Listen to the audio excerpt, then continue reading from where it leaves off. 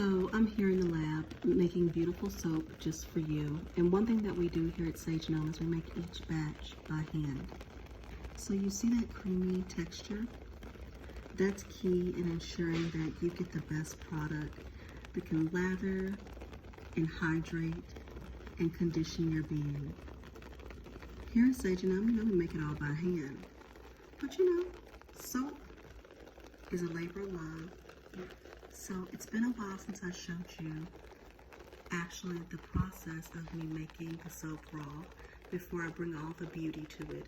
But to be truthful, this is one of my favorite parts because this is where it all begins. So when you request a bar, know that each and every drop of soap is made by hand just for you.